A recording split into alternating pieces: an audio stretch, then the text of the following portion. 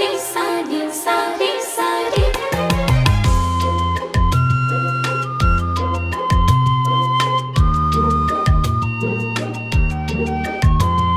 सारे सारे सारे सारे सारे सारे सारे सारे सारे सारे सारे ग म प ध नि सा सा सा सांसें है सारी ये दुनिया, सांसें ही शिव शाम है, सांसें ही चलती है सांसें, सांसें सुबह शाम है, सांसें है समय, सा ही है सत्य, सा में ही भगवान है, सांसें है सारी ये दुनिया, सांसें ही शिव शाम है, सांसें ही चलती है सांसें, सांसें सुबह शाम है।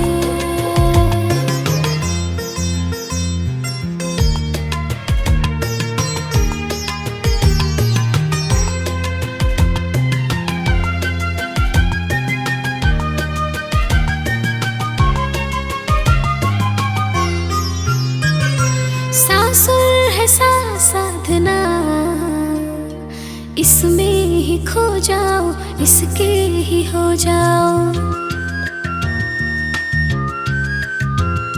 साराग है कहकशा है, इसको गुनगुनाओ अपना बनाओ, सासुर ये है, सा साज है, सा ही तो शक्तिमान है, सांसें है सारी ये दुनिया, सांसें ही शिव शाम है, सांसें ही चलती है सांसें, सांसें सुबह शाम है।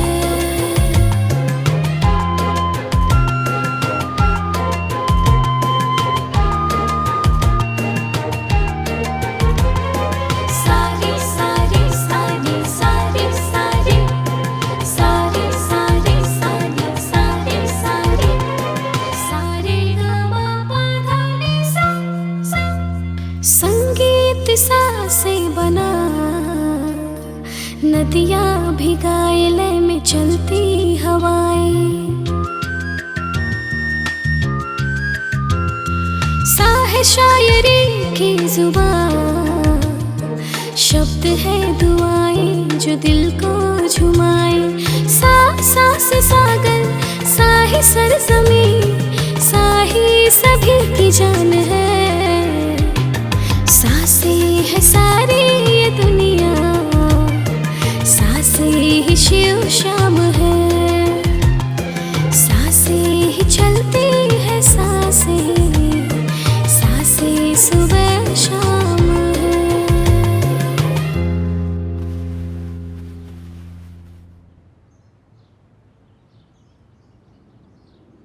टीचर टीचर, ये आपके लिए कुछ बनाई है। अच्छा, क्या बनाया है? आ आ आ आ आ आ आ आ आ अच्छा, ये पूछना चाहती हो कि कैसा बना है? हाँ। अरे पागल, तुझे टीचर क्या बताएगी, वो तो खुद ही नहीं देख सकती।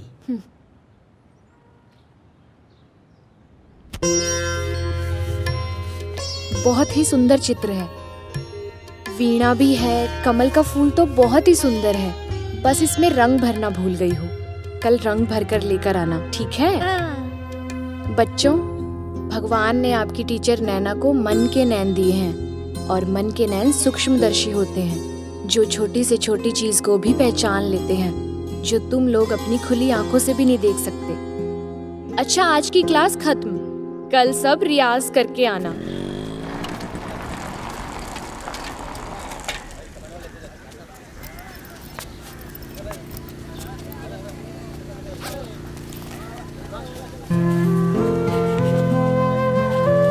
ईला भैया,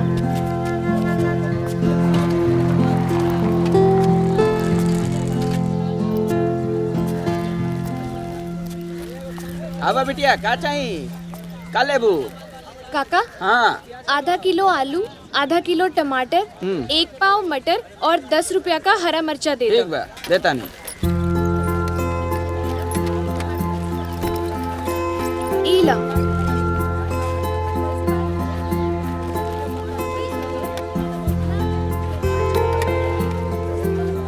कितना भाई?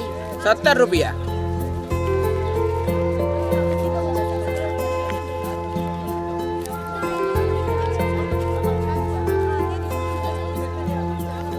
ईला। हाँ, हो गए 70 रुपया। हाँ ठीक है। भगवान के लीला बड़ा अजीब है। नैना बिटिया के आँख छीन लेलन, लेकिन ओकरा अंदर एगो ऐसा शक्ति दे देलन कि 70 रुपया के 70 रुपया दे देले, 1 रुपया कम ना। देखा नैना के माई, तहार बेटी दिव्यांग बिया। अरे ओकर नाव तो ध देलू नैना, लेकिन ओकर तो दोनों नैनवे नहीं खे। बाकी हम एगो लइका देखले बानी, अंतर इतने बा कि ऊ गूंग बा, लेकिन ई दोनों के जोड़ी। ना ना पंडित जी, एगो तो अपने आन्हर के गरहन लागल बा हमार बेटी पर, ऊपर से गूंग से ब्याह कर देब तो जिंदगी बर्बाद हो जाई। पंडित जी कोनो नीमन लइका बताई ना, हम अपना बेटी के ब्याह जल्दी से जल्दी करे के चाहतानी। देखा नैना के माई, जैसे तोहरा के गूंग दामाद पसंद नहीं खे, वैसे के आन्हर बहू पसंद करी। अरे एमे तो के कुछ न कुछ समझौता करही के पड़ी। अरे तू कन्या पक्ष वाला बाड़ू, वर पक्ष वाला नहीं खो न। आई है सच्चाई बाकी तोहार लड़की आन्हर बिया। देखा नैना के माई, अरे आन्हर लड़की बिया, बाहर भीतर जाले, कहीं ऊंच नीच हो गए तो मुँहे में करिखा पोता जाई, अब कहीं मुंह देखावे लायक ना रहबू।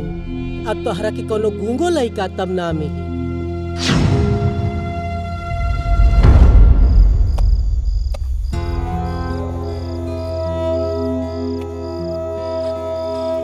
जब हम छोट रहनी तो ये सोची कि हम जब बड़ी हो जाई तो हमारी माई की परेशानी भी कम हो जाई, पर जब हम बड़ हो गई नी तो हमारी माई की परेशानी भी बढ़ गई। ये दुनिया भी बड़ी अजीब है, कवनो न कवनो नुक्स हर चीज में निकाल देवेले। लड़की मोट होके तो पतील चाही, काली होके तो गोर चाही, अनपढ़ होके तो पढ़ी लिखी चाही। जवान लड़की हर माँ बाप पे बोझ ही होले, और हम तो लड़की के साथ साथ आनर भी बानी। हमार सारा पढ़ाई लिखाई कोनो काम के नहीं खे।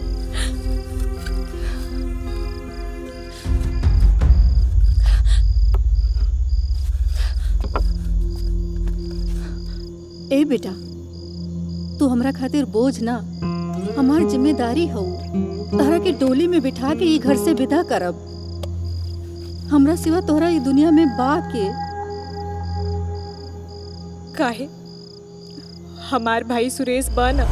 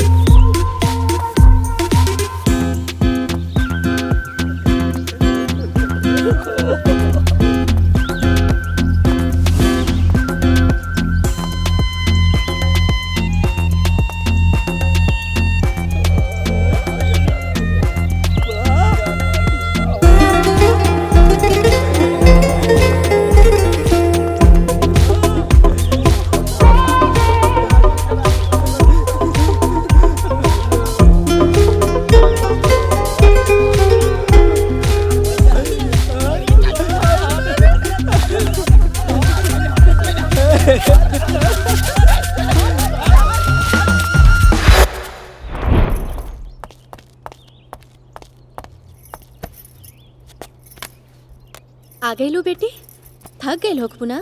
हाँ माई, आ गई नी। और बाकी सब देवे वाला? आवत मानसन।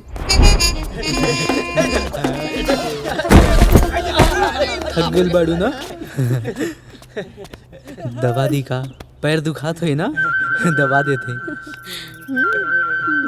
ए भाई तो लग अपन देख ल लोग। हमारे और सोनम के तो हिसाब किताब अलग बा। हम अपना खेत से ताजा ताजा लौकी चुरा के ले आयल बानी। हाय दे दो। ले माई सब्जी की काम हो गई। ले ले लो। हट मत।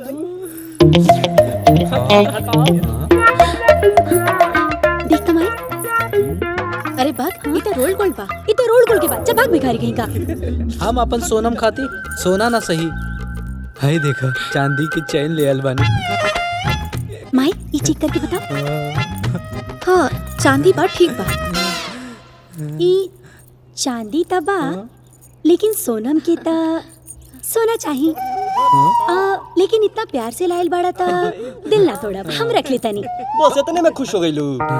अरे कल फोन करत रहनी तो तार इनकमिंग बंद बतावत रहे, मतलब के रिचार्ज खत्म। हम तारा मोबाइल में रिचार्ज कर देता नहीं, वो 1 साल के। 1 साल के रिचार्ज लो हो गई। ए हमर मोबाइल के रिचार्ज हमरा मोबाइल के रिचार्ज तो करा देला और हमरा माई के। अरे हम बानी नू। मारब नो हो जेबे ठकुआ। अरे सरो भले 2 कट्ठा बेचा जाई, इनकर तो लाइफ टाइम बिलिंग हम ही करा के दे। ए सोनम कुछ मिली आज कुछ मिली। तोहरा के छोड़ के बाकी सब के मिली। तू स्पेशल बाड़ा और तू हमरा करीब भी बाड़ा ना। सुना और ई सोनम के ना चांदी ना सोना चाहिए। अच्छा ठीक। और तू लोग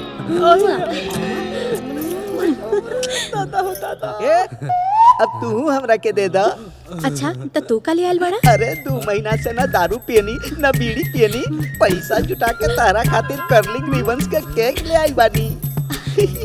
ठीक बा खा ले, अगर निक रही तो तहरो के मिल जाई। मतलब फिर इंतजार।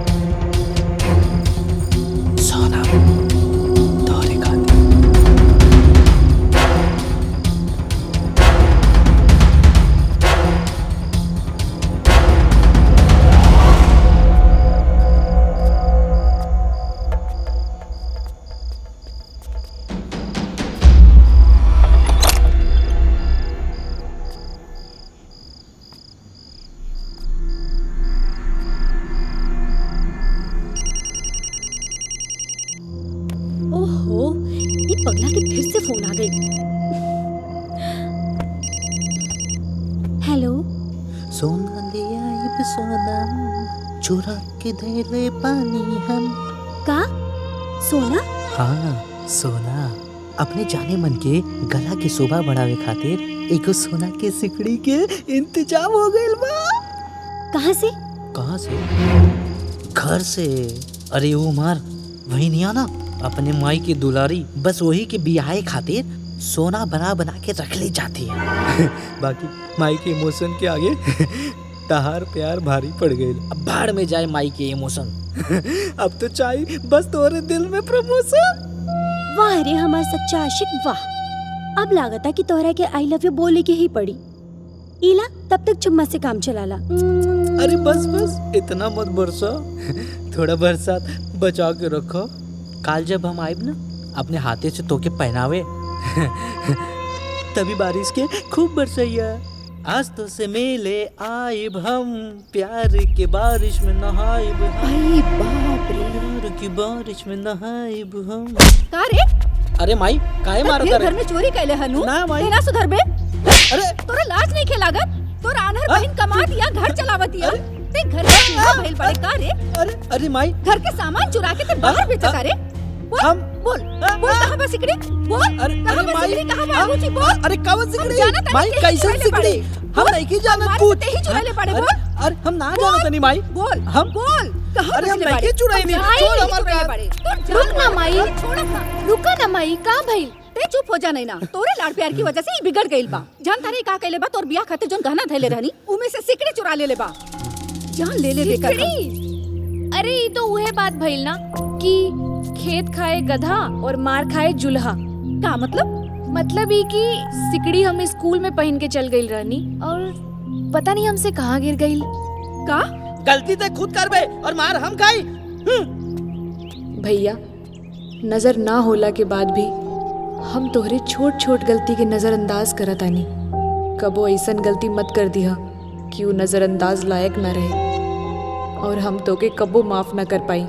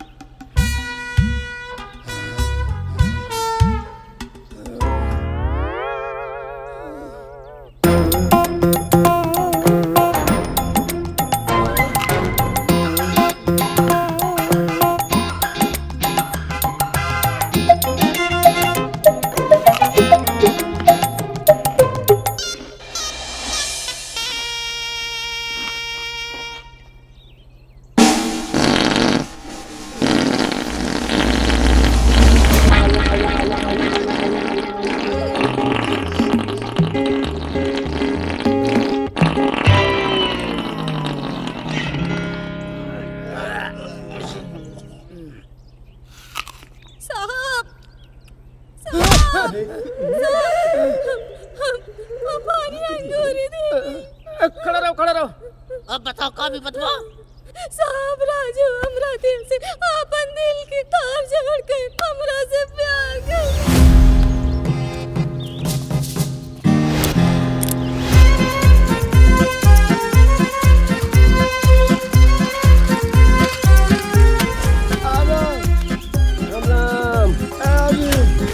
राम राम राम राम भैया। हमके हमार प्यार दिला दी, हमार प्यार दिला दी साहब, इंसाफ दिला दी साहब। आज अगर राजू हमरा के पहले अखबार ना दिलस ना तो देख लिहा, काल से हम ओकरा से अखबार ही लिहल बंद कर दे। तू कुछ कहला, आज भी राजू अखबार पहले हमरा के ही दे। हाँ हाँ, तोहार रुपया तो सोना के हा और हमार रुपया कागज के।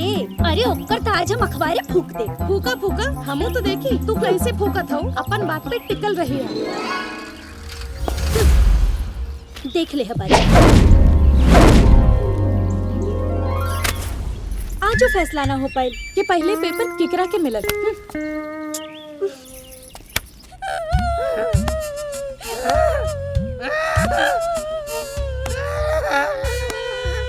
राजू के हमरा के दिया दी साहब, दिया दी राजू के, ना तो मर जाए।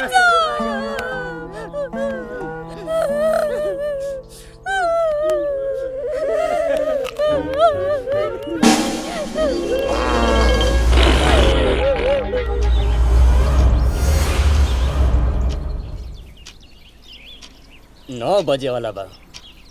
राजू पेपर वाला अभी लेना आई। चला आज बिना पेपरे पढ़ ले चाय पियल जाए।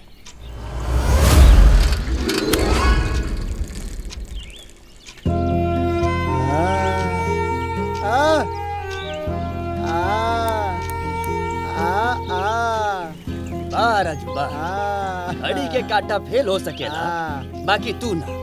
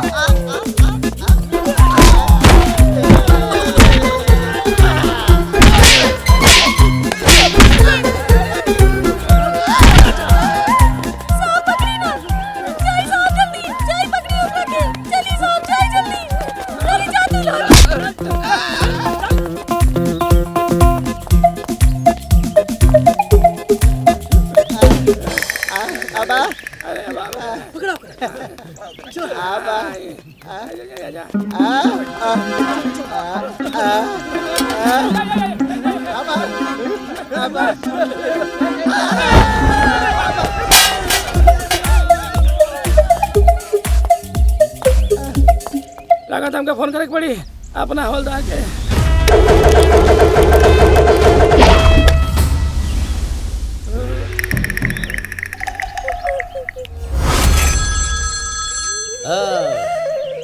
दरोगा साहब के फोन हमेशा विपत्ति के समय याद करते हैं।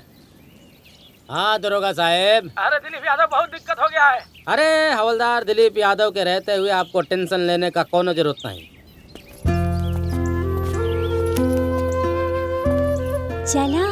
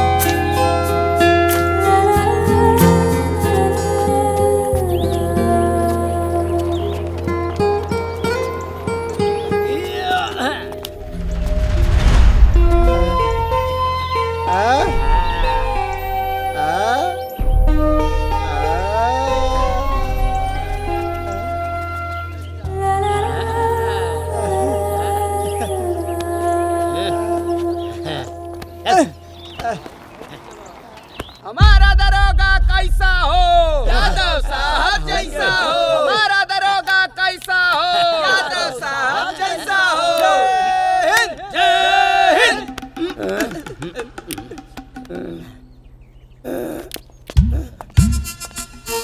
बैठिए बैठिए बैठे बैठे।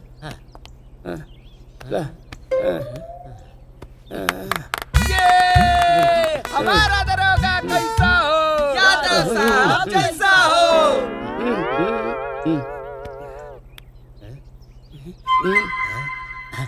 नहीं सर। नहीं सर, हमको शर्म लग रही है। कहते पूछ, एक दूसरे के जाने ले। हम जल्दी कुछ और ही कहा था। उठा उठा, है उतार के देवा की छोड़ ली।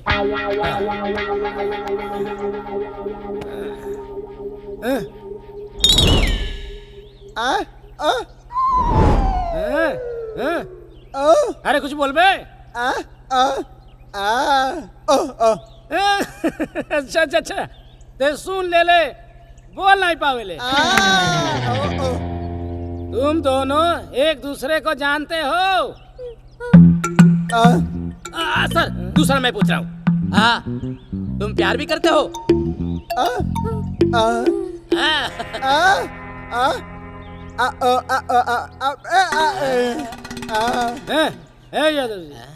यादव जी, नहीं सर, हाँ हम लोग उसमें के नहीं है।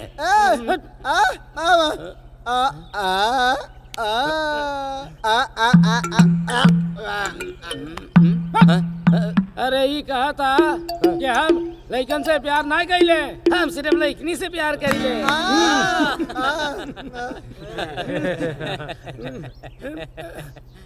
ए बाबू, सुंदर तो बिया बेहवा कइले। हम कइली, एतनो सुंदर ना बिया। रुकी दरोगा जी, हम बताओ तो नहीं रोवा के। ये बेचारा सीधा जरूर है, लेकिन हाई मुरारी जी, हाई अपन काली कलोटी भैंस जैसन बेटी के जबरे नहीं बेचारा के खूटा बांधल चाहता रहे।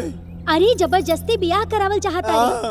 लेकिन ए दरोगा जी, ये बेचारा सीधा जरूर है, लेकिन आन्हर ना है। अरे हकर शकल देख के उ डेरा जाला, यही से भाग जाला। ए भाई, अगर दहेज देवल अपराध है तो जबरन शादी करना भी अपराध है। दे दरोगा के हम दरोगा। चुप रहो। तो ऐसा करो, ये दोनों के जेल के अंदर कहीं आओ। हाँ तो तू एक एक छोड़ दो।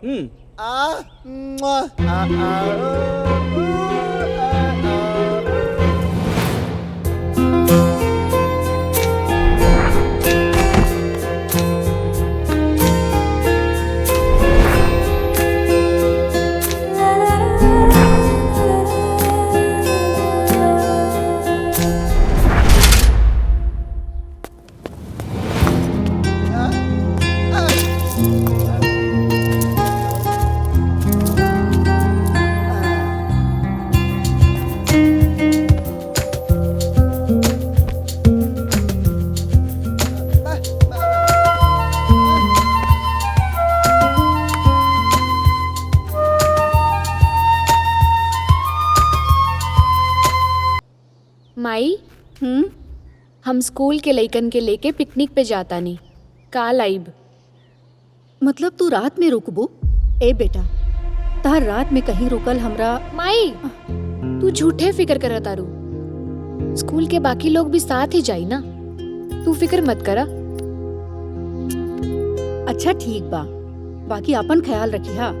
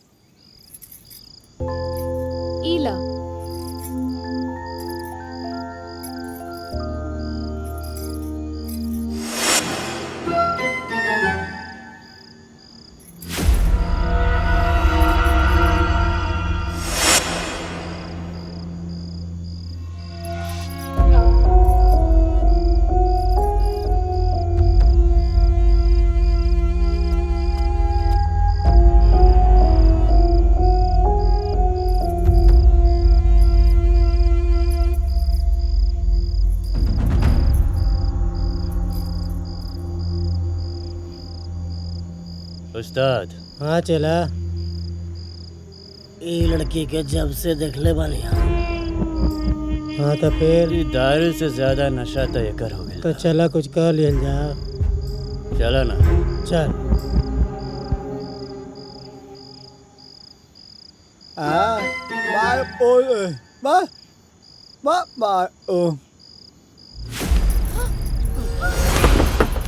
ये बड़े से तू लोग चला ले ले मजा। छोड़ा हमरा के, छोड़ा। आरती, कुमार, बचाओ। छोड़ा हमरा के। छोड़ा हमरा के।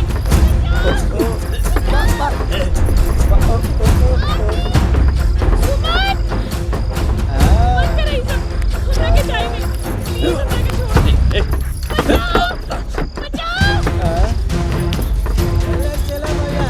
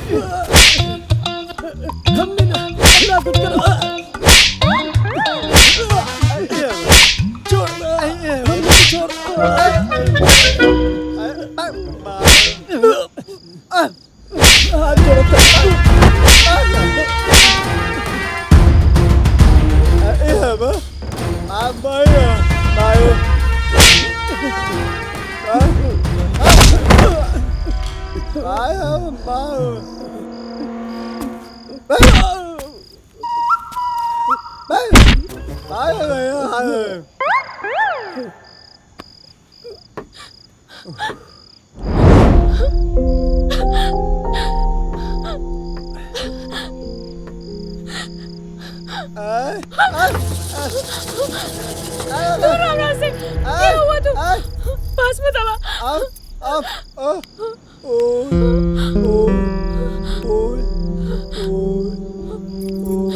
तू बोलत कहीं नहीं खे? गूंगा बड़े का?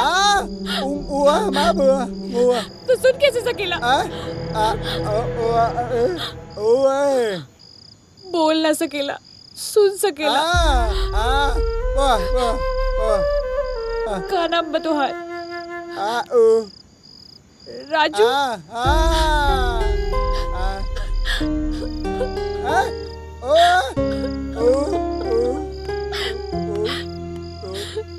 राजू, विश्वास और धोखा में धागा भर के फर्क होला। कब कहाँ केहू के साथ का धोखा हो जाई कहल ना जा सकेला।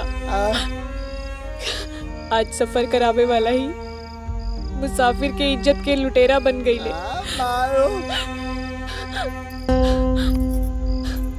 जुबान वाला इंसान बेजुबान जानवर से बदतर हो गई बा। अच्छा बा तू बेजुबान बड़ा। कम से कम तो के लड़की की आवाज तो सुनाई देत बा। ओकर दर्द तो महसूस हो रहल बा।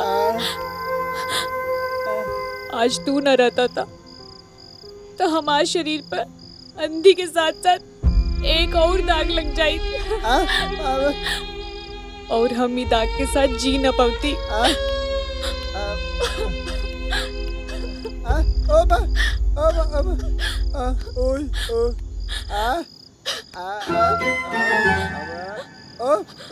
का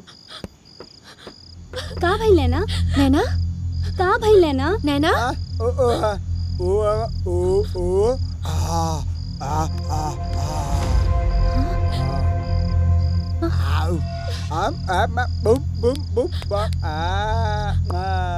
हाँ नैना।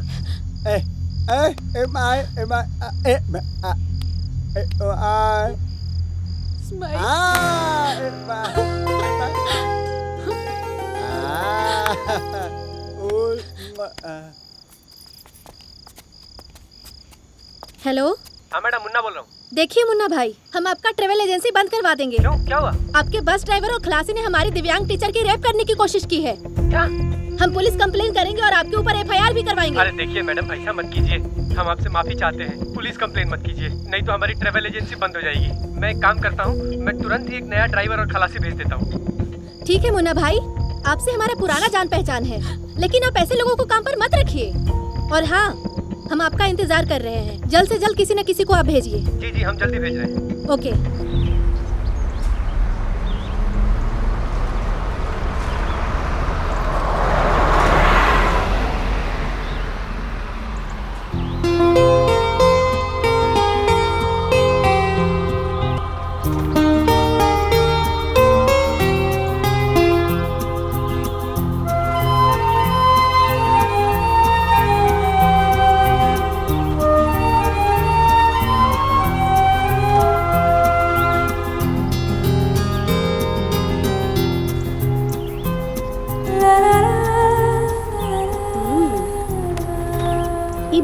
खाली एक टक अपन फूल के ही निहारत बा। चल हट। अरे खाली निहारबे करबा कि कुछ बोलबो करबा? हाँ हाँ बा इला।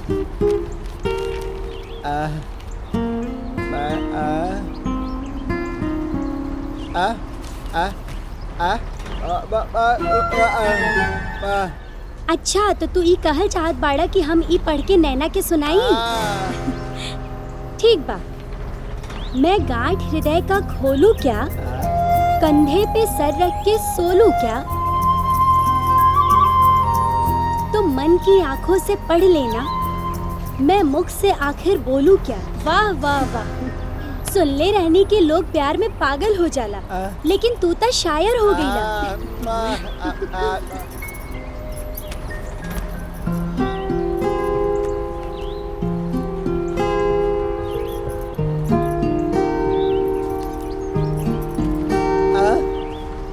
अजीब जादू है आपकी अदाओं में, कुछ बोलते भी नहीं और रोशनी भी हो जाती है।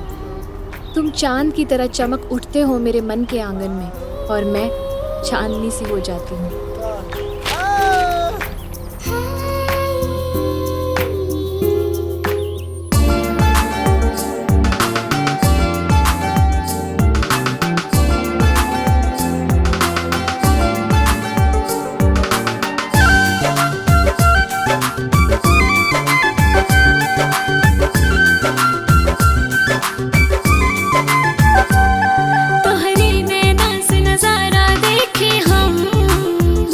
तोहरा बोलिए के बोल बोली हम नेह एहसास ऐसन जगावे, हर क्षण तो भरेगी याद सतावे, हमार दिलवा हो गीत गावे, झूमे नाचे मन प्रीत जब पावे।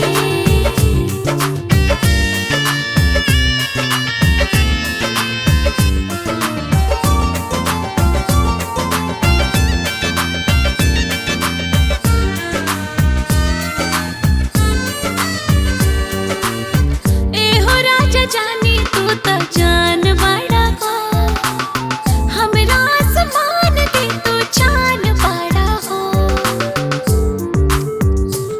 हमार दिन रात तू ही सुबह शाम बारू हो, प्यार के पवित्र चारों धाम बारू हो, तोहर चाहत तक खुशबू लुटावे, हर एक हरकत राजा जी महभावे, हमार दिलवा हो गीत गावे झूमे नाचे मन प्रीत जब पावे।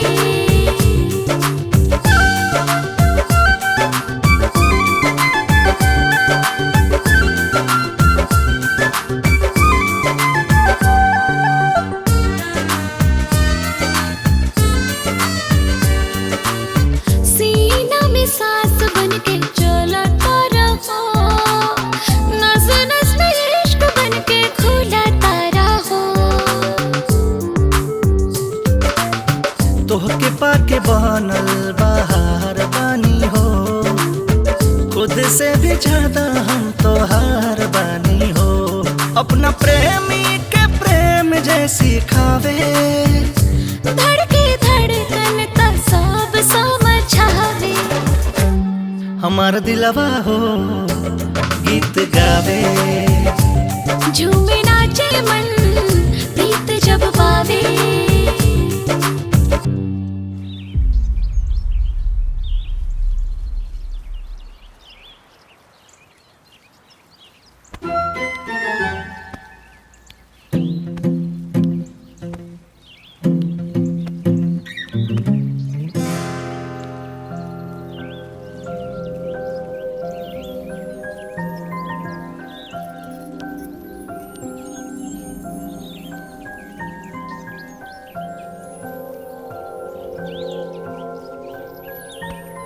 एक बात कही राजू,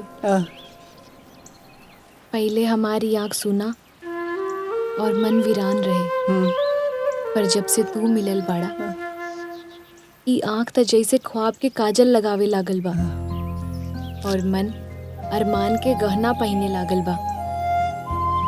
तोहार साथ पाके ऐसन लागत बा जैसे दिशाहीन हवा में पतंग के डोर मिल गई होखे। आज तक हम अपन सूरत ना देख पवनी, पर अब देख सकेनी और आप भी बोल सकेनी। अगर आप हमार आँख बन जाई और हम आपकी आवाज।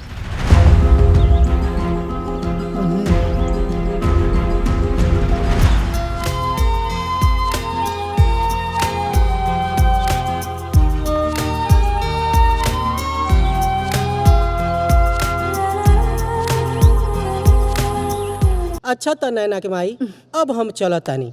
अरे ई खुशखबरी बेटहो पक्ष के देवे के पड़ी ना कि बियाह तय हो गई और उ जौन 7 थान गहना देवे के सकरले रहलू उहो पक्का हो गए। अच्छा त अब हम चलत तानी। जी पंडित जी, आई दक्षिणा धरी।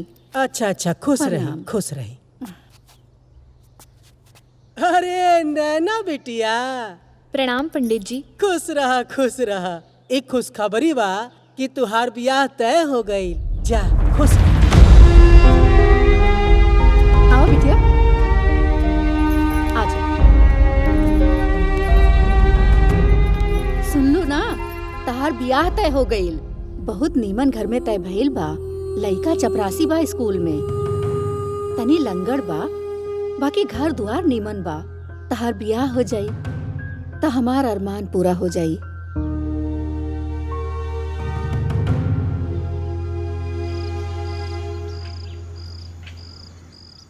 बिटिया, ससुराल में सब केहू के सेवा करिहा। पति के पति ना परमेश्वर समझिहा। छोट बड़ सब केहू के आदर सत्कार दिहा। ठीक बा माई। माई, हम तोहरा से कुछ कहल चाहता नहीं। बोल ना बेटा। माई, अब हम केहू और से प्रेम करेनी। के हा उ लइका? कहाँ के हा? बा माई एगो लइका, बहुत अच्छा बा, बस गूंग बा। का गूंगा? अब बहुत अच्छा भी। ई कैसन जोड़ी है बिटिया? तू आन्हर, ऊ गूंग। बिटिया, अगर ऐसे शादी करे के रहे तो हम कौनो ऐरा गैरा से तोहार बियाह करा देती। ए तरह घर में बिठा के ना रखती तारा के। माई, उनकरा साथे हम बहुत खुश रहब, बस तू अपन आशीर्वाद दे द। ना बिटिया ना, हम आपन आशीर्वाद देके तहार जीवन अभिशापित नइखी करे के चाहत। तोहार आशीर्वाद मिल जाई तो तो ई अभिशाप भी वरदान बन जाई। नैना बेटी चुप हो जा। जज्बात के पहिया से जिंदगी की गाड़ी ना चलेला। एको पहिया पंचर हो गईल ना तो गाड़ी रुक जाई। यहाँ तो दोनों के दोनों पहिया पंचर बा। एक बात सुन ला बिटिया, हम वो लोग के शादी के वादा कर चुकल बानी। अगर हमार वचन टूटल तो हमार सांसों टूट जाई। फिर हमार अर्थी के फूल से अपन डोली सजा लिहा। हमके तोहरी अर्थी के फूल ना माई, सुखी जीवन खातिर तोहरी आशीर्वाद के फूल चाहिए। इंसान सब कुछ बदल सकेला, लेकिन अपन बाप और माई ना।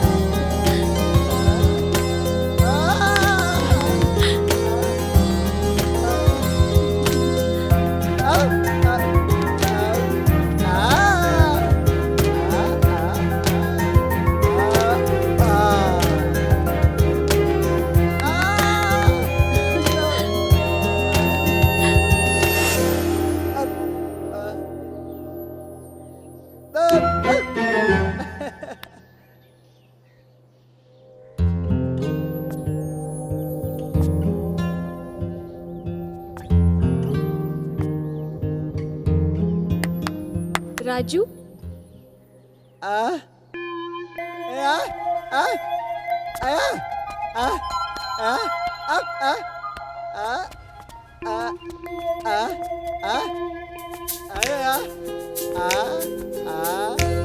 चुनरी।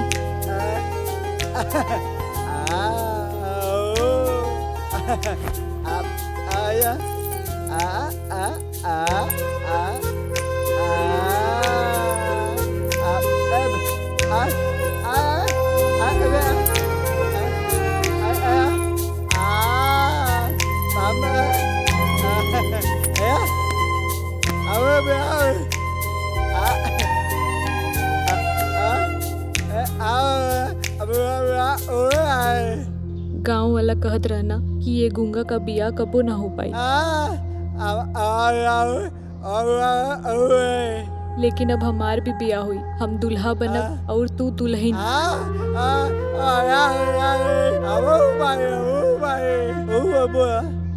तू कुछ बोला?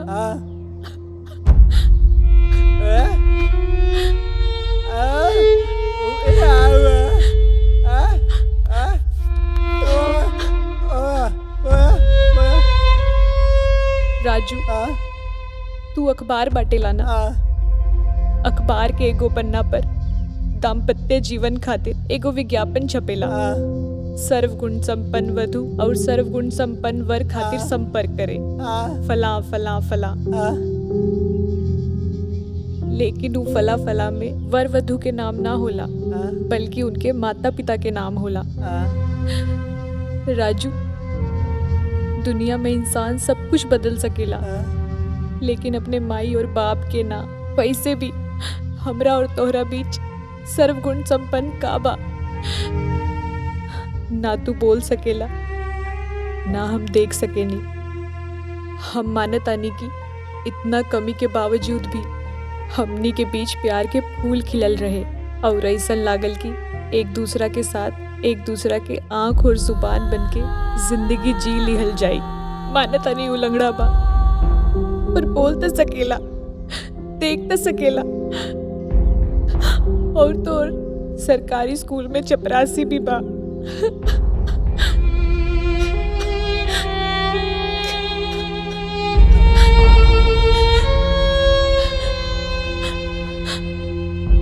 वैसे जिंदगी तोहरा साथे बीतत तो कुछ और बात रही।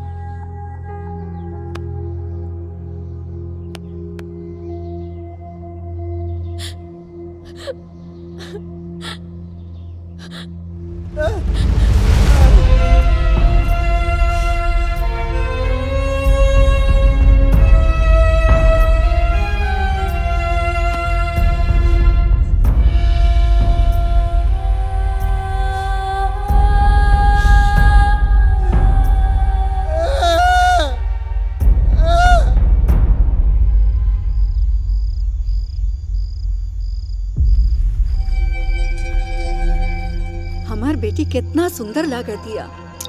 अगुआ के फोन आयल रहे, बारात निकल चुकल बा बेटी। ए रागिनी, तू तो बड़ा सुंदर सजौले बाड़ू हो। अबे हम गहना लेके आवत हई, बढ़िया से पहना वहना दिहा हमरा बेटी के। अबे आवत आनी।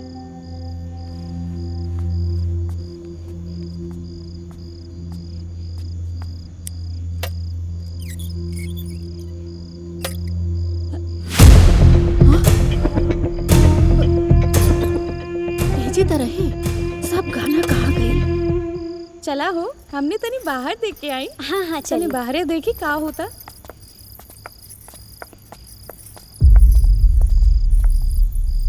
दिल टूटला पर दुखी बाड़ू कि ख्वाब तई आंख में आई ही ना।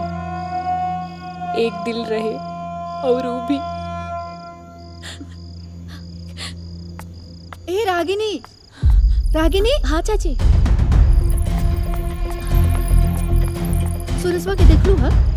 ना चाची, लेकिन बात कहा? कोनो बात नहीं है, तू जा, तू जा, जा। हे भगवान, हे भगवान, अचानक कहाँ चल गए सब गाना? हे भगवान।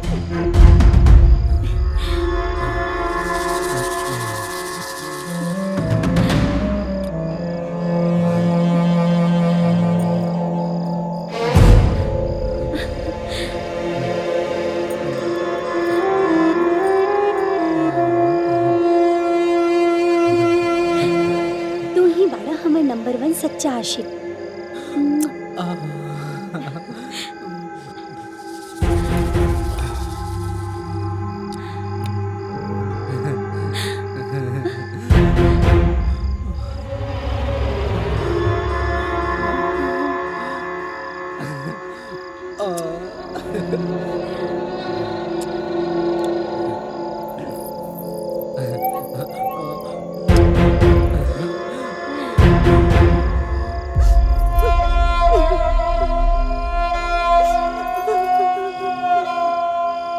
चुप हो जा तुलसी बहन, हम तो हर दुख समझ सकतानी, लेकिन का करबू? इ तो दुनिया के रिवाज है कि महतारी या बाप के अपना करेजा पे पत्थर रख के बेटी के विदाई करे के पड़ेला। चला बहन, दुहरा बारात आ गइल बा, चला। ये आंसू बेटी के विदाई के ना हमार लुट गए इज्जत के बाप। सुरसवा सब गहना चुरा के ले गए, एगो बिछिया ले भी नहीं के छोड़ले। बिन गहना गुड़िया के हम अपन बेटी के किंगे बैठाए मड़वा में।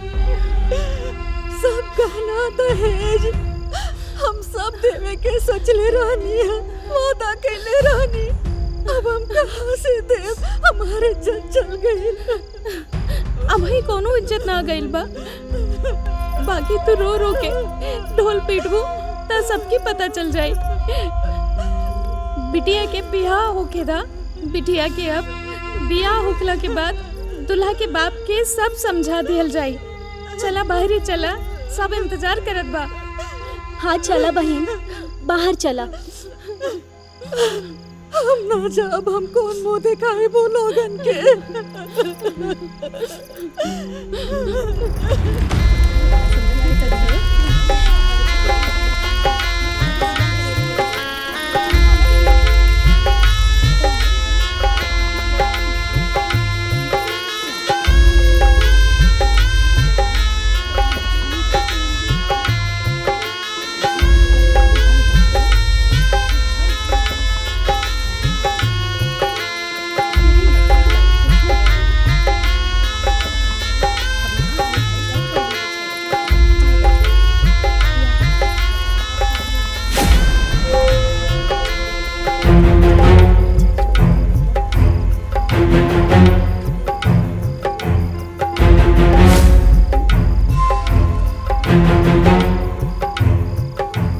हाँ तो जजमान शादी शुरू होके ना। मंगलम भगवान विष्णु मंगल। 1 मिनट पंडित जी। तुलसी जी, साथ थान जेवर के बात भई रहे ना। यहाँ तो देखा तानी कि हाथे में एक तो अंगूठी तक ना बा। एक अंगूठी तक छोड़ा, बिछुआ तक ना बा। हमनी के धोखा देता नहीं। ना ना समझी जी, हम कोनो धोखा नहीं की देत। बाकी बेरा हम बहुत मजबूर बानी। 1-1 रुपया जोड़ के हम अपन बिटिया के गहना गुड़िया बनवले रहनी, वो सब चोरी हो गई। चोरी हो गई तो समझ लिहा ये शादी ना होई। जबले हाथे पे जेवर ना धइल जाई तब तक फेरा ना हो सकेला। ए उठा।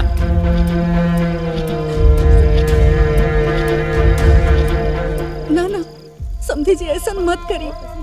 गांव जमार के लोग बड़े एजा, हमारी इज्जत चल जाए। समझी जी, एगो विधवा के आंसू की इज्जत रख ली। ये बेर समझी कह के रिश्ता ना जोड़े के कोशिश करा। हमारी कदम के तोहार आंसू ना रोक पाई। हमार कदम जब हाथे पे जेवर आई तब बे रुकी। अब बतावा हमरे लड़का में कौन कमी बा? सरकारी नौकरी बा, बस लंगड़े तो हुए। ई तोहरे ऐसन बिटिया से बियाह खाली धन खातिर, जेवर खातिर करे के तैयार भइल रहनी है।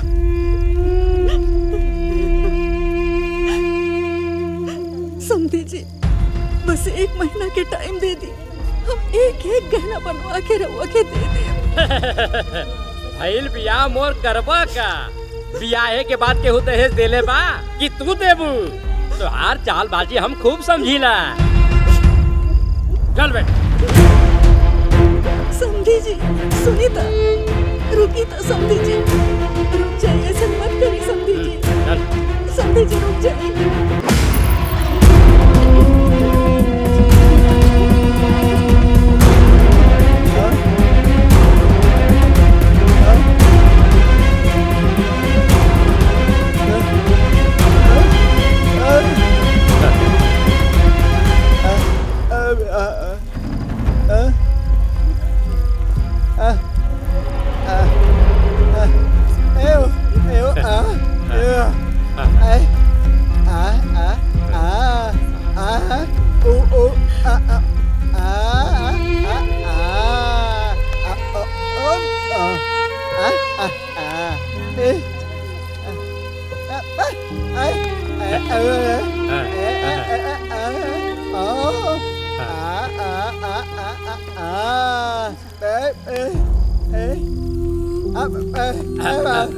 अरे तोहार मतलब ये है ना कि जेवर हम धाली अभी हवा होई थी। अरे तो हमके कौन एतराज बा? बाकी हमरा एतराज बा। हम ई शादी ना करब। काहे बिटिया? सरेआम नीलामी के मोहर लगा के अपने लइका का सीना तान के खड़ा बड़ा लड़की के द्वार पर। छी! माई, ई दहेज के लोभी हमरा के का सहारा दिहन? ई त दहेज के पैसाखी पे रिश्ता जोड़ रहल बाना। माई, कवनो भी रिश्ता विश्वास और प्रेम के धागा से जोड़ल जाला, लालच की धागा से ना। माई, हम तोहार बगिया में फूल बन के खिलल रहनी, आंगन में तितली बन के उड़नी। हमारी उड़ान के शर्मिंदा ना कर माई। दहेज देके हमरा के विदा ना कर माई, हमरा के विदा ना कर माई। घोर बेइज्जती। अब तो 1 मिनट यहाँ ना रुका। ये तो हर दिव्यांग बिटिया इतना घमंड दिखावती है। घमंड ना, इस समाज के हर लड़की के स्वाभिमान बा, आवाज बा, पुकार बा, इज्जत बा। अगर तोहरे भीतर तनिको भी शर्म बाकी होखे तो चला जा हमरा दरवाजा से, आपन ही सरकारी कटोरा लेके और मांगी भीख दहेज के, भिखारी कहीं का। चला जा। चले जैसे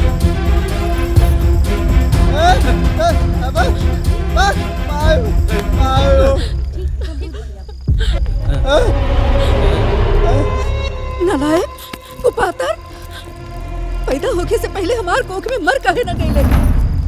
बाजार में अपन बहन के खुशी बेच के आइले हा, जो मर गईला से हमरा खातिर। ना माई, ऐसा न कहो। भैया न रहिए तो हम राखी के बांधब। और वैसे भी भैया हमारी बुरा ना कैले रहतन तो हमार भला कैसे होत? हमरा के पता कैसे चलत कि लइका वाला के चरित्र का बा? माई, हमारे को विनती बा, अगर तू हमरा के खुश देखल चाहता रू ना तो हमार बियाई गूंगा से करा द माई। भले ही बोल न सके ना, पर इनके दिल की बात हमरे दिल तक पहुंच जाला। माई, हम आज तक तोहरा से कुछ ना मांगले रहनी, आज हमार मांग पूरी कर दे माई। आपन आशीर्वाद हमरा के दे दे माई, दे दे आपन आशीर्वाद। तोहार आशीर्वाद मिल जाए तो हम खुशी खुशी ई गूंगा के साथ अपन सारा जीवन गुजार ले। अपन आशीर्वाद हमरा के दे दे माई, हमरा के दे दे माई।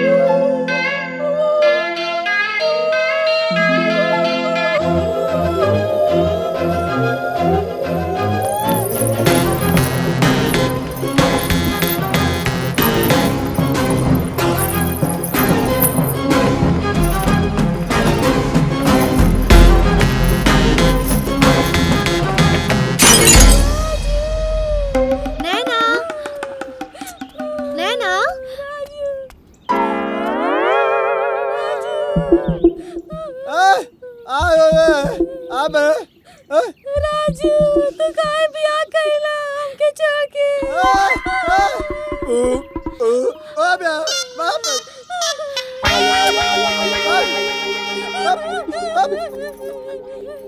ए राजू तू पेपर देवे काहे ना आइला हा? लागत आज कमरा में बहुते बड़का तूफान आइल रहे हो।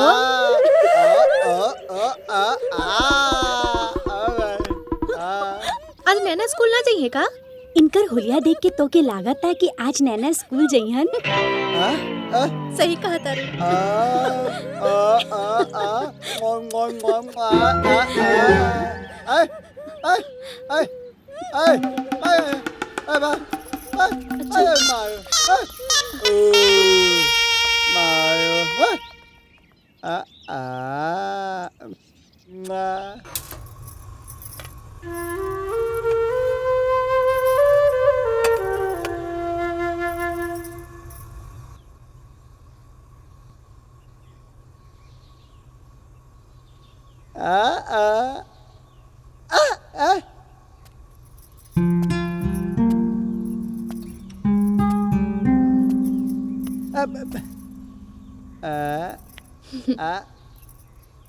गैस पे खिचड़ी चढ़ा देले बानी। 3 सीटी आइला पे गैस बंद कर दिया। हम नहाए जाता नहीं, ठीक ना?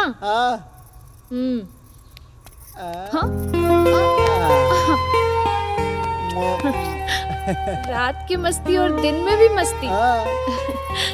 और कुछ काम ना बा। अच्छा जाए दो हमरा के।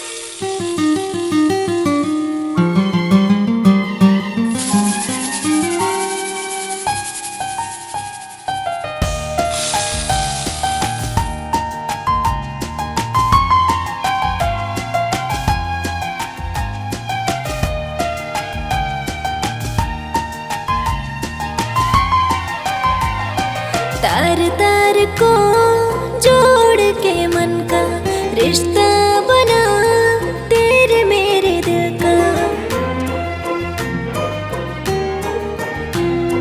तार तार को जोड़ के मन का रिश्ता बना तेरे मेरे दिल का। ऐसे मिले हैं हम तुम जैसे आसमां ज़मीं। कुछ तेरी कमी कुछ मेरी कमी, आशिकी के लिए जिंदगी के लिए है लाज़मी। आशिकी के लिए जिंदगी के लिए है लाज़मी।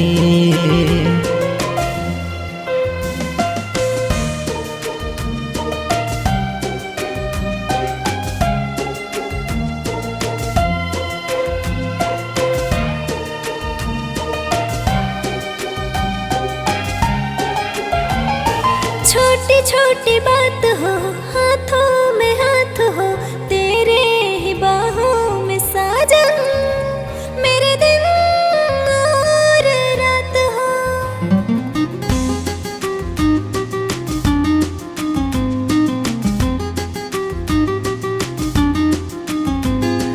चैन है सुकून है तो दिल का है करार, प्यार से भी ज्यादा तुमसे हो गया है प्यार। नजरें मेरी तुझसे मिल ना सकी बस मिला मन तो जोड़ी बने।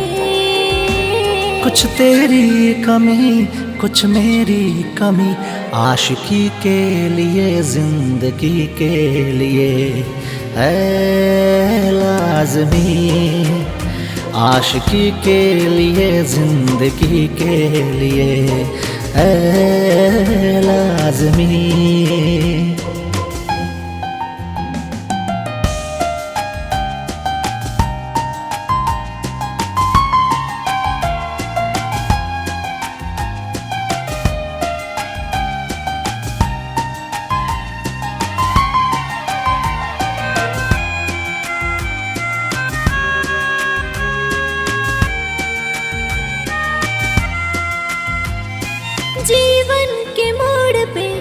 सुख दुख जोड़ के तेरे संग चलूंगी मैं दिलबर, सारी दुनिया छोड़ के।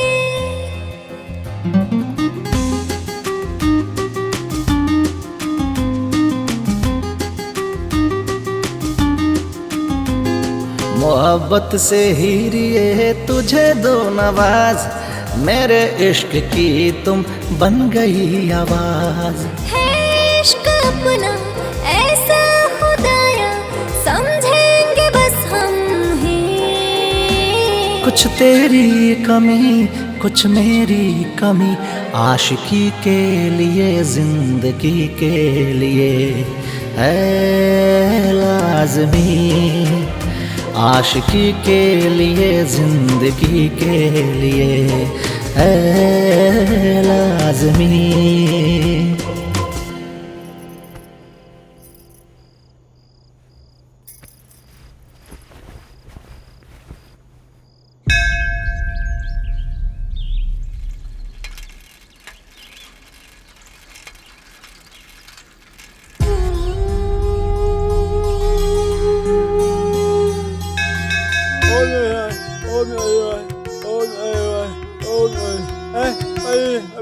लिया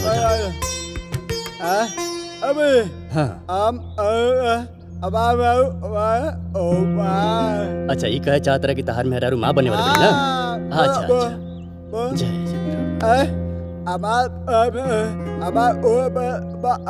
अच्छा ये कहे चाहत रहा कि तारा जैसन गूंगा औलाद ना हो। अच्छा अच्छा हे भोलेनाथ। अच्छा अंधा भी ना होके जय भोलेनाथ। अच्छा तहार बच्चा तंदुरुस्त और बढ़िया होके जय भोलेनाथ जय भोलेनाथ। इनका मनोकामना पूरा करे।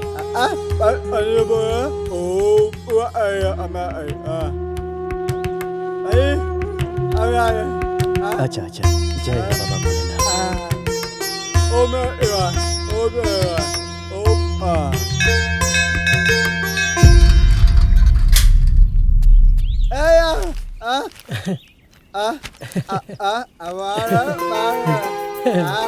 खुशी की बात है।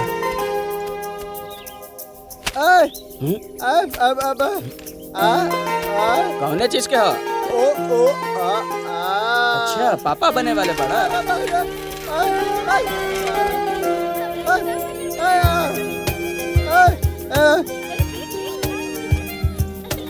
अरे राजू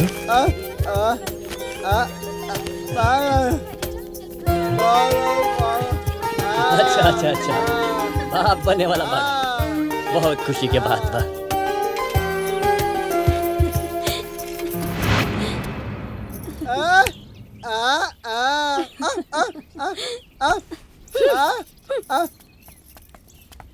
काहे खातिर बुलाइला है राजू?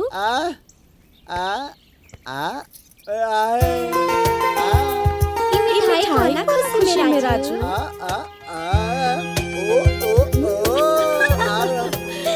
शाबाश राजू।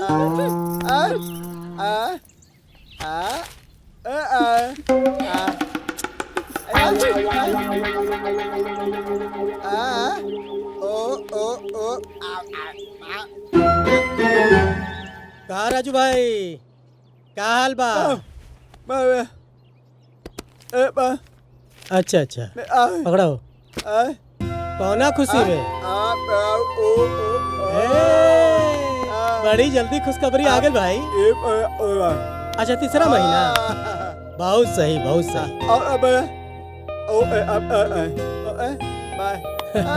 बधाई हो।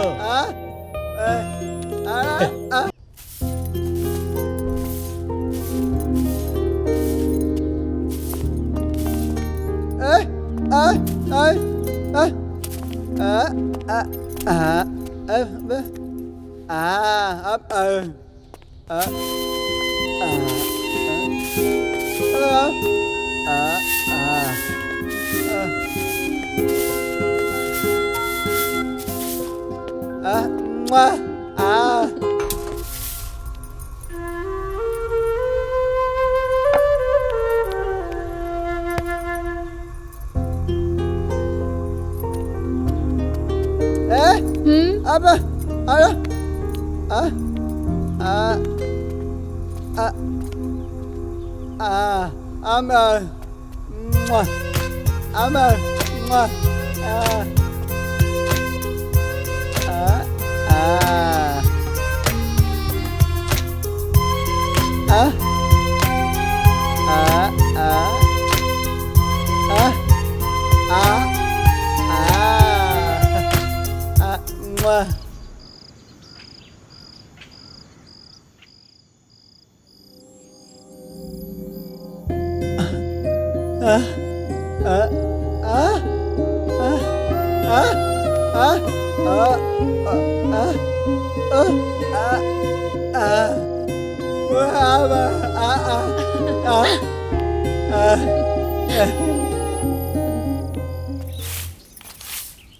अरे ए राजू सुना। अरे पेपर बांट लेला। अरे राजू पेपर में आज हम पढ़नी हाँ कि आज राती के गरहन लागे वाला बा। अपन मेहरारू के पेट गाय के गोबर से आँच दिहा ना तो लइका के गरहन लाग जाई तो लइका अपंग भी हो सकेला। अरे जौन मेहरारू के पेट में लइका रहेला ना ओ मेहरारू के पेट आँचल बहुते जरूरी होला बुझला। हाँ हाँ ठीक हाँ। बेचारा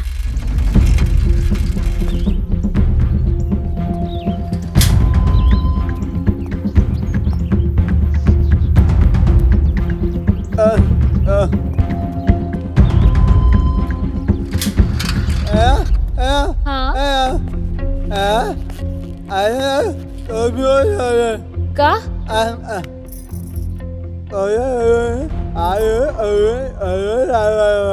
चाची कहत रही आज रात के ग्रहण लगे वाला बा। बहुरिया के पेट के गाय के गोबर से आँच दिया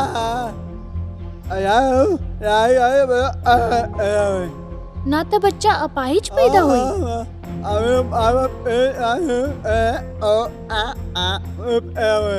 हमनी के माँ बाप पेट ना आँचले हुई यही से हम तू अपाहिज पैदा हो गई नहीं। हम ही गलती ना करब रउआ पेट के आँच दी।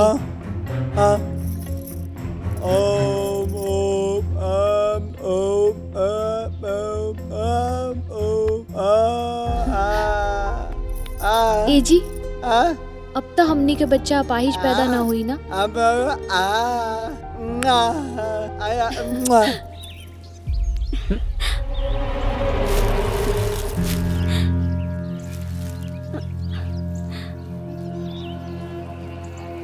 तुम्हारी सुराही जैसन गर्दन खातिर 9 लखा हार हम ही ले आए। अब हमरा के यकीन हो गइल बा कि हम ही तोहरा साथी सुहागरात मनाएब, चाहे खेत में और चाहे घर में। जब तू 9 लखा हार लइहा तब सुहागरात मनइहा, तब तक खाती एक झप्पी।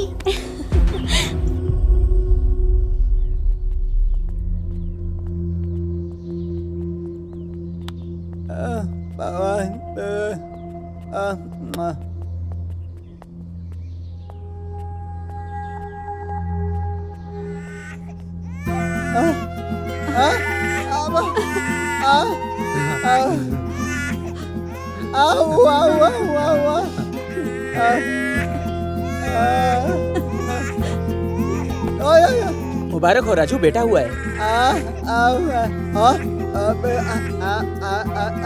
अरे ऐसी कोई बात नहीं है, आपका बच्चा पूरी तरह स्वस्थ है, आप जाके मिल लो।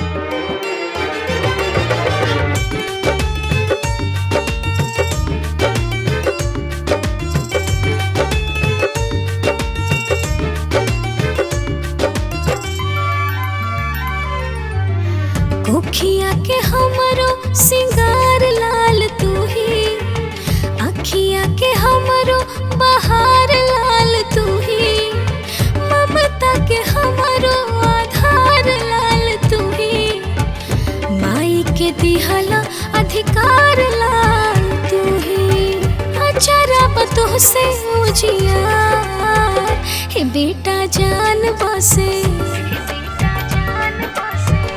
ये बेटा जान बसे तोहरा में माई के तोहार, बेटा जान बसे तोहरा में माई के तोहार।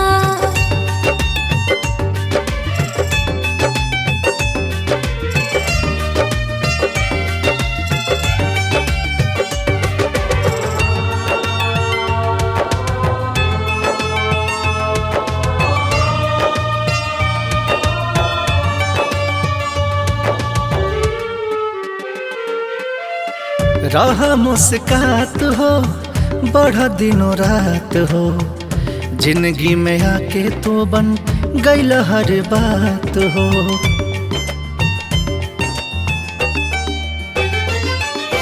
गोदी में राखब बबुआ के लागी नजर न टोना, लाल हमर हा दौलत हीरा मोती चांदी सोना, तू ही हवा मोर संसार, हे बेटा जान बसे,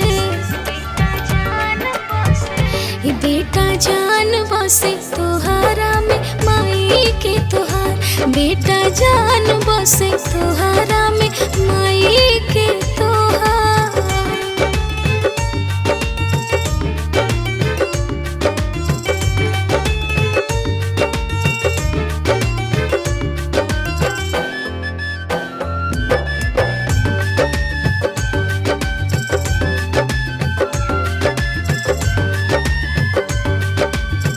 आंगना के शान तू, दोनों के जान तू, माई के आँख हवा बाबू के जुबान तू।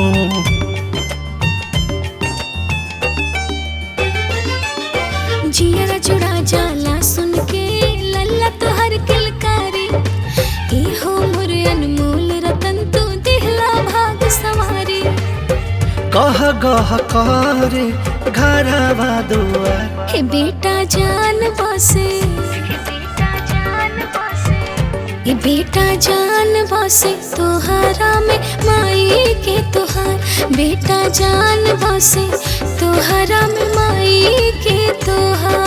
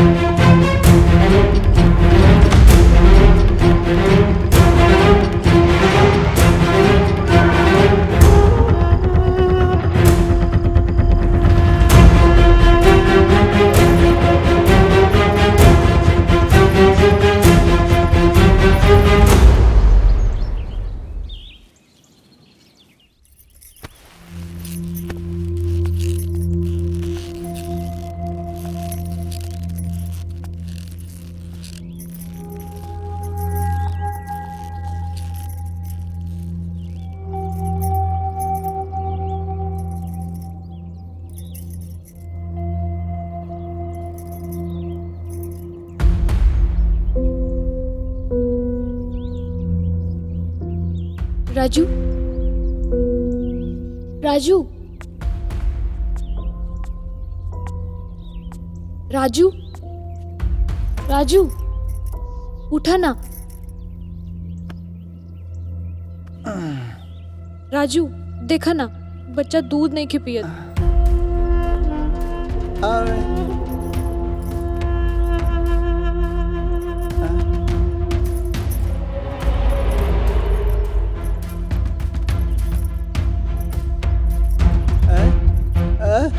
का भइल बोला ना। का भइल बोला ना राजू। बोला ना राजू। बोला ना राजू का भइल। राजू तो कुछ बोलत का ही नहीं खा। राजू बोला ना राजू। कुछ चुप का है बड़ा। बोला ना राजू। बोला ना।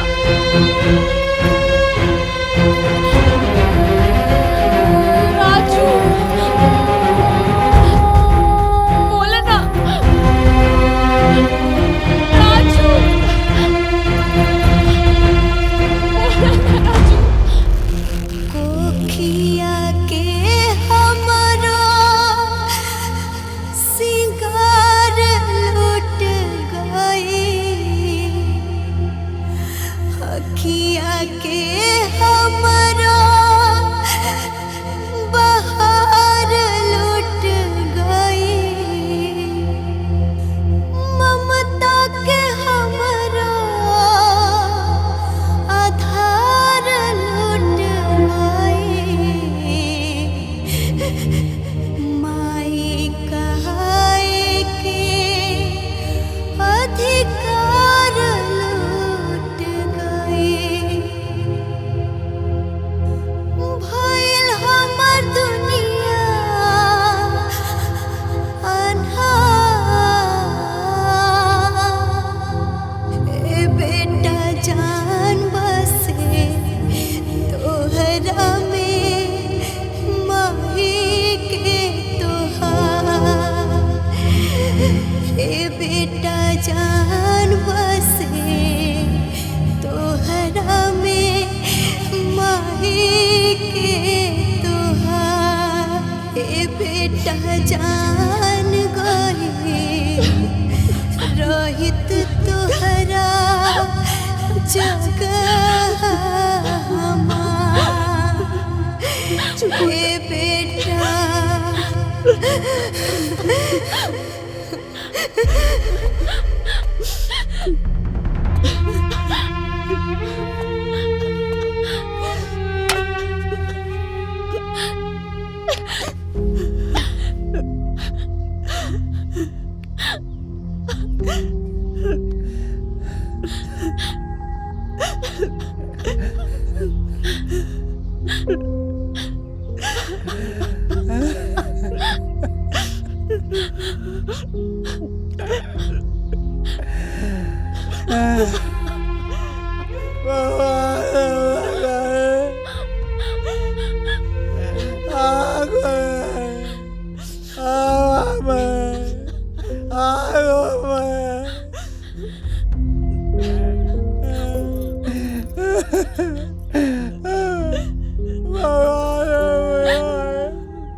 भगवान से हम अपने मुन्ना खाते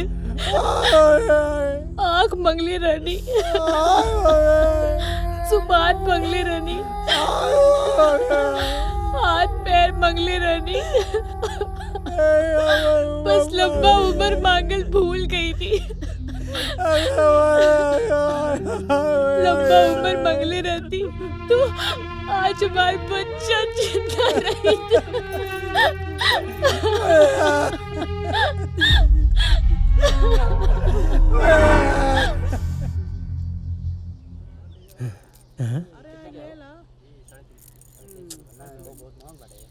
का बात बा भाई, आज राजू अखबार लेके ना आयल बा कहाँ हो?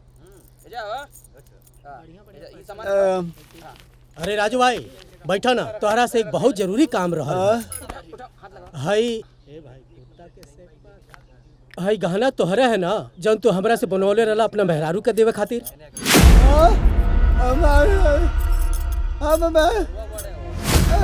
ई गहना एगो सोनम नाम के लड़की हमरा के बेच के गई है। ओकर घर कहाँ बतौले रहे? हाँ, बलरामपुर। अरे बा, हाँ एक मिनट रुक जा। ओकर एड्रेस हम तोहरा के बतावत हनी। एड्रेस लिखले बानी। हाँ देख, पता लिखल बा में बाबूजी के नाम, माई के नाम, ओकर नाम, है फूल ओकर एड्रेस तो देख लो सब।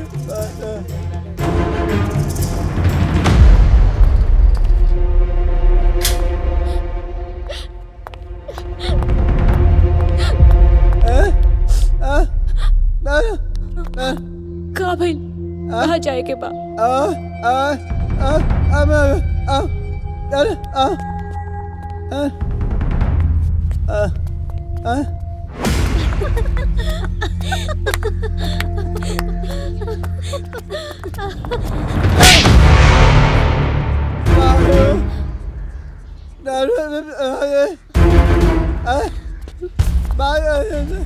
देखा लोग, केहू के गहना से तन त सज सवर सकेला, पर ओकर मन ना। औरत के श्रृंगार ओकर गहना ना, ओकर पति होला। हमरे पति के तमाचा तोहरे गाल पर लागल बा। बाकी अगर हमरी बात का तमाचा तोहरी आत्मा पर लागल होखे तो सच्चाई बता द। हमार गहना तोहरी लगे कैसे आइल? ई आपन बकवास अपने पास रख और ई गूंगा के यहाँ से लेके चल जाओ। राजू, बताओ रानी, बताओ राजू, छोड़ दे राजू। ओ कुल कहना हमरा के सुरेश लाके दे ले रहा है। अब तो हर बच्चे की जान भी सुरेश की वजह से गई बा।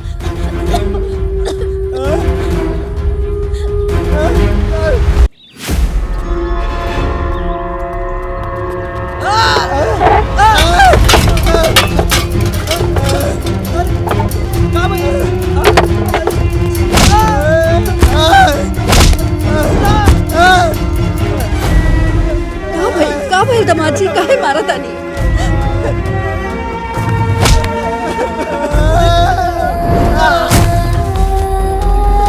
का भाई बताई ना दमाजी, का भाई बताई ना। दमाजी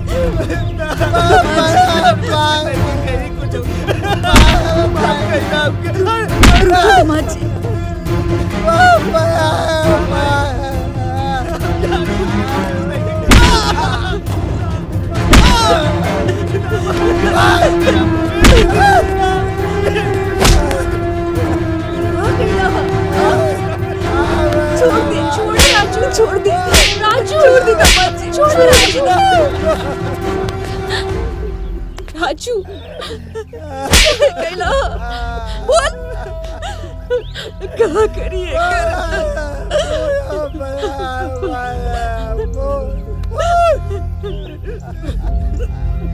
एक माँ के इतना तो बता दा कि ओकर बेटा कैसे मरल। बोला ना सुरेश। हम ऊ रात तोरे यहाँ सिर्फ चोरी करे गए रानी। हमके ना मालूम रहल कि ऐसा हो जाए। भागत है भाई हमें कि का हमें बोल। छोड़ा राजू, छोड़ा राजू, छोड़ा राजू, छोड़ी ना मत जी, छोड़ी हमार कसम, छोड़ दी, छोड़ दो सुरेश के तो कि हमार कसम। दीदी हमरा की माफ कर दे दीदी, हमरा से गलती हो गई। गलती और गुनाह में फर्क होला सुरेश। गलती के माफी होला, गुनाह के ना। हमरा के हमेशा इहे डर रहे सुरेश कि नजर ना होके के बावजूद हम तोहार हर छोट छोट गलती के माफ करत रहनी कि कबो तो से ऐसन गलती ना होके जौन नजरअंदाज करे लायक ना होके। ए दीदी हमरा की माफ कर देना दीदी, ताकि हम अपने गलती के एक बार पश्चाताप कर सकी। हमरा के माफ कर देना दीदी, माफ कर देना। एक बहन होके के नाते हम अपन भाई के माफ कर भी दी, पर एक माई होके के नाते हम तो के कबो माफ ना करब, कबो माफ ना करब।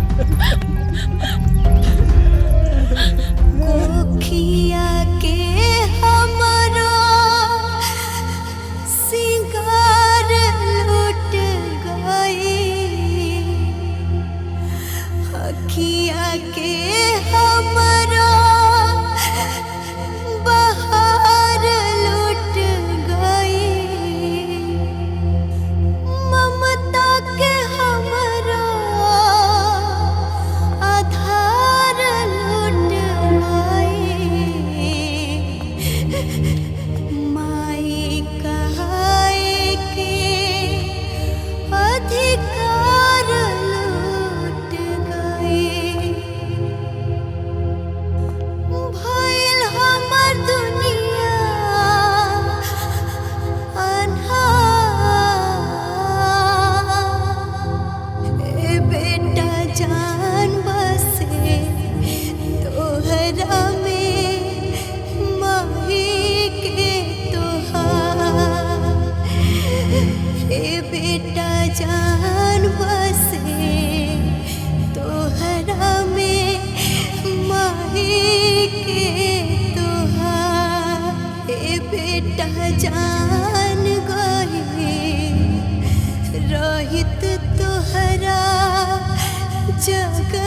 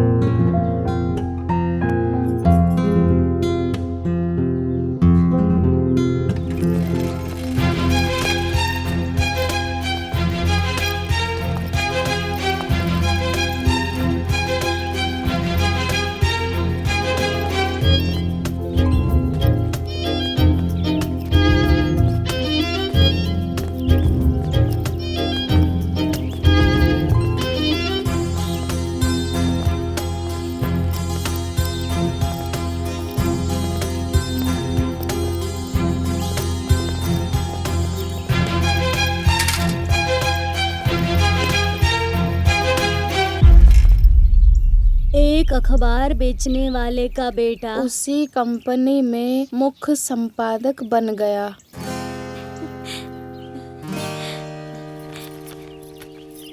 अरे बहिन, ढेर भइल हमनी के लड़ाई या झगड़ा। चल तब हमनियों के अपनों में कुछ बदलाव लावल जाओ। सही कहा तारू, आवा बहन। आ बतानी। अरे बहन, लोग सही कहेला बहन, पूत बढ़े पिता के कर में और खेती बढ़े अपना कर में। राजू की कर्म बहुते बढ़िया रहल। सही कहता रू बहन। अरे राजू कितना मुश्किल से अपन लइका के पलले पोसले रहे।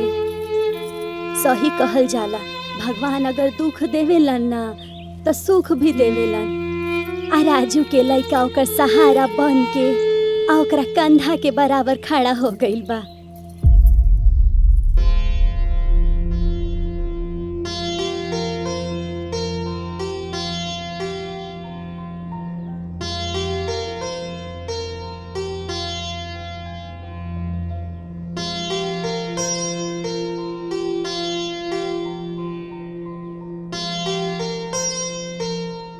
खुश रहा, खुश रहा बेटा। हमनी के जीवन में बदलाव के वजह तू बाड़ा। घर बना दिहला, घर के सब सुख सुविधा दे दिहला। अब और का चाही? बस एगो बात कहब, हमेशा अपने बाबूजी जैसन मेहनत, ईमानदारी और लगन से काम करिहा और अपने माई और बाबूजी के नाम रोशन करिहा। जी माई।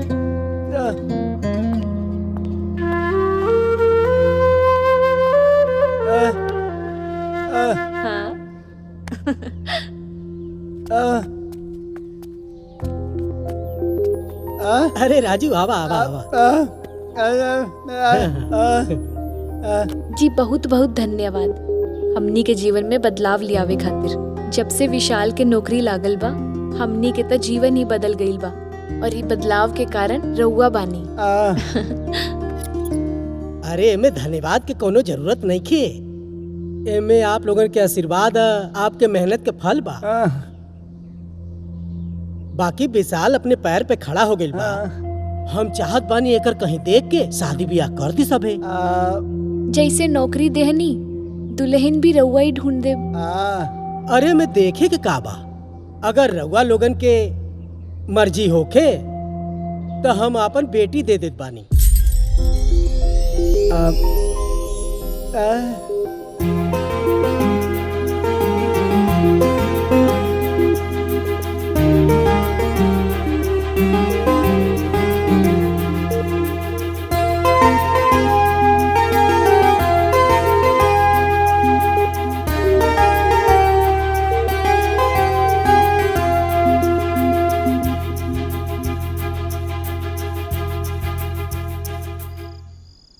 ए बेटा, एगो बात कही, अब हमसे घर के काम काज नहीं के होत।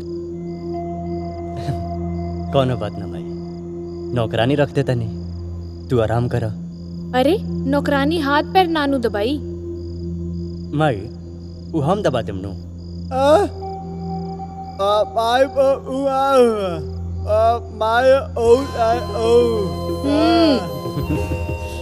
का बाबूजी, बहू दबाई लेकिन बहू कहाँ बिया? तो बियाह कर ला ना। माई बियाह तो कह लेम, बाकी लड़की ढूंढल तो हमार माई बाबूजी के काम बा ना। रउआ लोग जौन भी लड़की ढूंढब हम वही से बियाह कर लेम।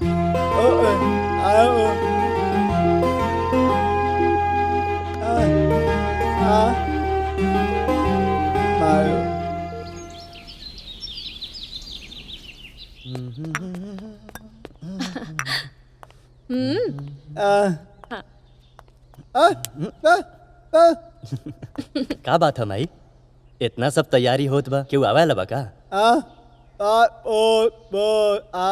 बॉस आवे ला बड़न? अब बॉस का यहन का बात बा? अरे हमनी के रात के बाद भइल रहे ना, हमनी के तोहरा खातिर लड़की ढूंढ ले ले बानी। अच्छा।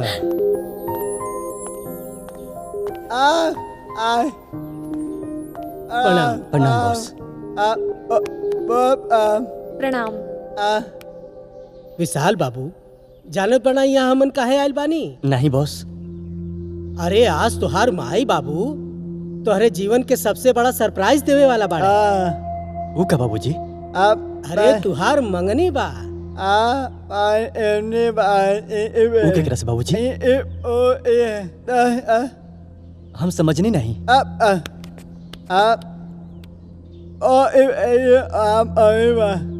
बॉस के लड़की के साथ मंगनी बा। अच्छा ये बात बा मई। ले आवा हो।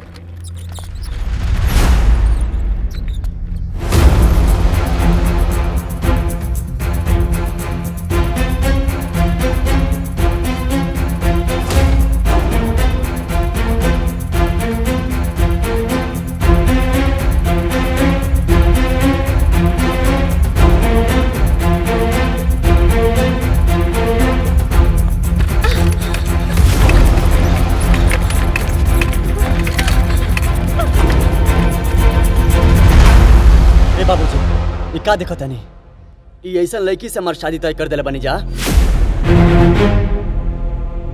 अरे भाई तू तो अन्ना रहलो लेकिन बाबूजी तू तो देख सकत रहल ह। ये लड़की का हमरा माई बाबूजी के खियाई और पियाई जोन के खुदे अपने पैर पे खड़ा ना हो सकेले। बाबूजी माई ये हम शादी ना कर सकेनी, ना कर सकेनी हम शादी।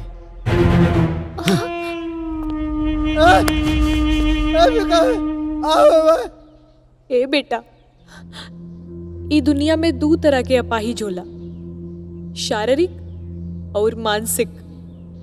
और तू मानसिक अपाहिज बाड़ा। ना तो तू ई लड़की के ई शब्द कबो न कहता। आज तू ई लड़की के ऐसन बात बोल के सिर्फ ई लड़की के ना अपने माई बाप की अपमान कइले बाड़ा। देखा अपने माई बाबूजी के, देखा इहे माई बाप तो होके पैदा कइले बाने सब।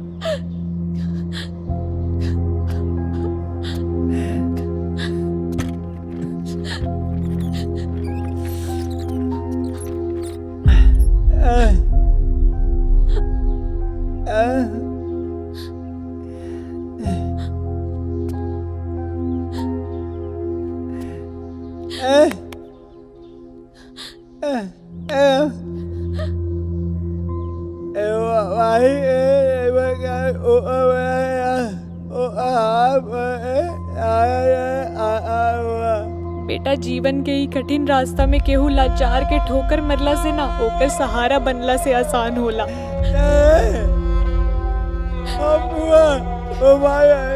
हम गूंगा तो हार माई अंधी। ये जीवन आसान ना रहे, हर कदम पे कठिनाई रहे। बाकी हम और तुहार माई के रिश्ता इतना मजबूत रहे कि सारी कठिनाई आसान हो गई रहे।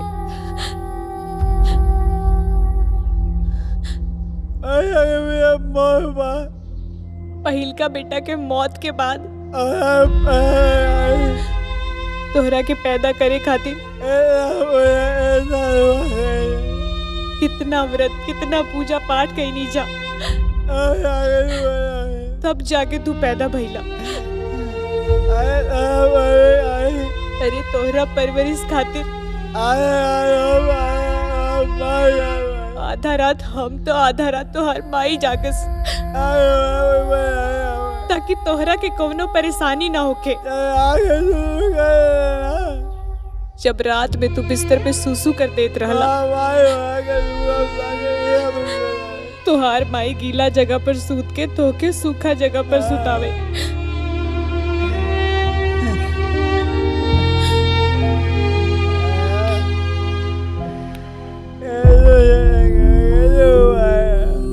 कितनो जतन करा, कितनो उपाय करा, ग्रहण लागे वाला हो तो लाग ही जाला। बेटा के तन के ग्रहण ना, एक के मन के ग्रहण लाग गई। एमे तो हार गलती नहीं खे बेटा, हर बार गलती हमनी से ही हो जाला। पहल की बार अपन बेटा के लंबा उम्र मांगल भूल गई नी जा, और दूसरी बार इंसानियत।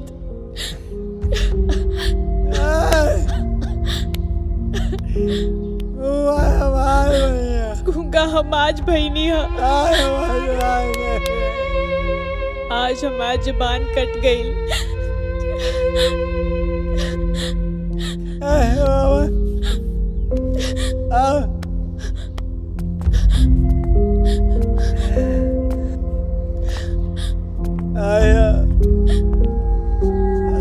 कोनो बात नहीं। ना बाबूजी ना, हमरा के माफ कर दी बाबूजी, हमरा के माफ कर दी। कोनो भी माई बाप अपने बेटा कहती कोनो गलत फैसला ना लेलन।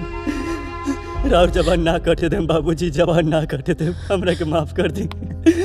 रउआ जहाँ कहे मुहा हम शादी कर लें, रउआ जेकरा से कहे बाबूजी हम ओकरा से शादी कर लें। माई बाबूजी के बोल देना कि हमरा के माफ कर दा। ए जी देखी ना, हमार बेटा के न तन के ग्रहण लागल बा न मन के।